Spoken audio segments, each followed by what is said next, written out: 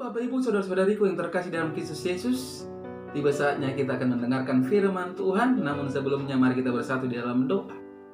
Damai sejahtera Allah yang melampaui segala akal, itulah yang memelihara hati dan pikiranmu di dalam Kristus Yesus Tuhan kita.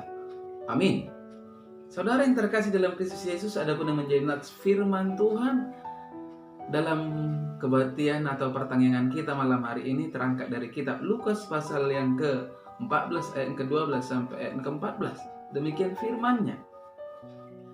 Dan Yesus berkata juga kepada orang yang mengundang Dia, apabila engkau mengadakan perjamuan siang atau perjamuan malam, janganlah engkau mengundang sahabat-sahabatmu atau saudara-saudaramu atau kaum keluargamu atau tetangga-tetanggamu yang kaya, karena mereka akan membalasnya dengan mengundang engkau pula, dan dengan demikian engkau mendapat balasnya. Tetapi apabila engkau mengadakan perjamuan, undanglah orang-orang miskin, orang-orang cacat, orang-orang lumpuh, dan orang-orang buta. Dan engkau akan berbahagia, karena mereka tidak mempunyai apa-apa untuk membalasnya kepadamu, sebab engkau akan mendapat balasnya pada hari kebangkitan orang-orang benar.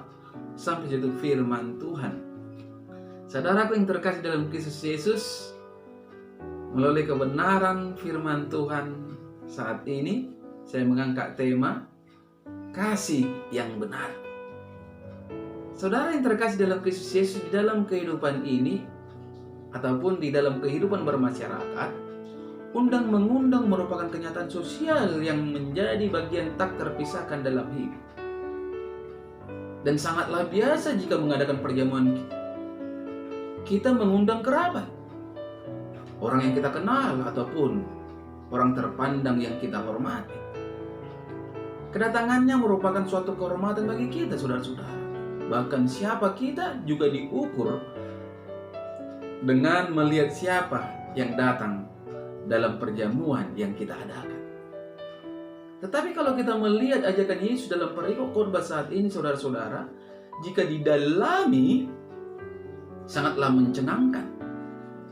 Jika kita ikuti, yang kita pertaruhkan bukanlah sekedar pamrih dari orang yang diundang tanpa bisa membalasnya, melainkan juga harga diri kita dipertaruhkan. Saudara yang terkasih, dalam nats ini menceritakan bagaimana Yesus menegur tuan pesta yang sebenarnya lebih memperalat tamunya daripada mengasihi mereka. Yang diundang oleh tuan pestanya adalah sahabat saudara-saudara, saudaranya dan tetangga yang kaya. Mereka dapat membalas kebaikan sang tuan pesta. Di sini Yesus tidak mengajarkan bahwa adalah salah untuk mengundang teman dan kerabat untuk sebuah pesta. Sebaliknya Yesus mengajarkan bahwa kita bukan orang yang murah hati dan penuh kasih jika kita hanya, ini harus digarisbawahi, hanya mengundang orang-orang yang bisa membalas budi. Terutama jika kita mengundang orang kaya dengan motif status atau mungkin kesuksesan mereka mungkin dapat memberikan keuntungan bagi kita di masa depan. Saudara yang terkasih dalam Kristus Yesus, ini adalah sebuah keegoisan, bukan kasih. Karena kasih Tuhan kita adalah kasih agape, yaitu kasih yang tidak mengharapkan imbalan jasa, tetapi pengorbanan dan ketulusan. Saudara yang terkasih dalam Kristus Yesus, apakah kita sudah melayani orang lain dengan kasih yang benar? Atau selama ini kita sebenarnya sedang memperalat orang yang lain melalui pelayanan kita? Mari kita menguji motivasi kita, saudara-saudara. Cara menguji yang pertama adalah bagaimana jika tidak ada ucapan terima kasih untuk kita setelah kita melayani. Kedua, apakah kita terluka ketika orang lain mengatakan bahwa pelayananmu tidak layak? Dan ketiga, saudara-saudara, bagaimana sikap kita terhadap orang miskin dan sakit?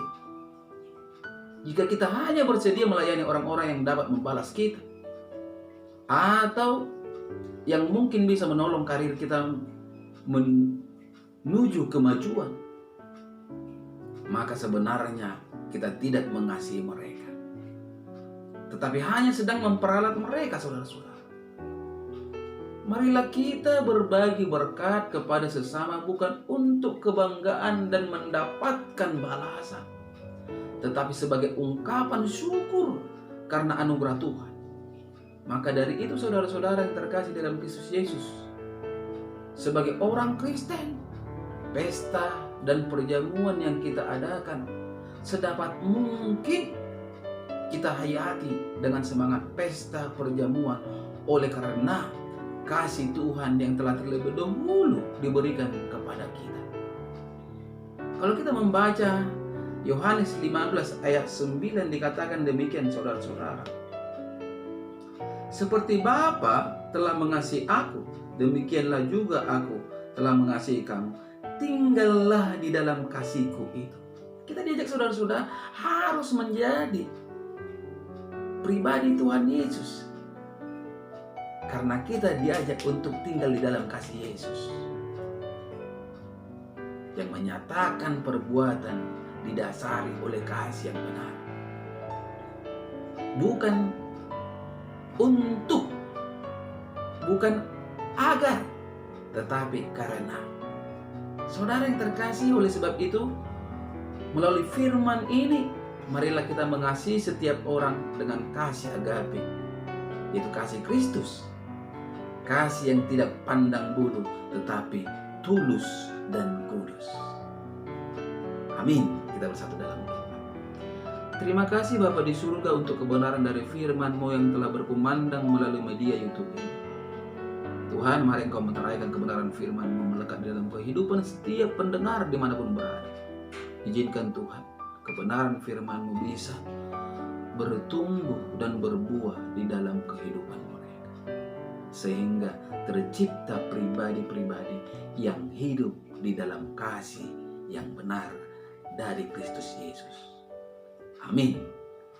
Salam buat kita semua.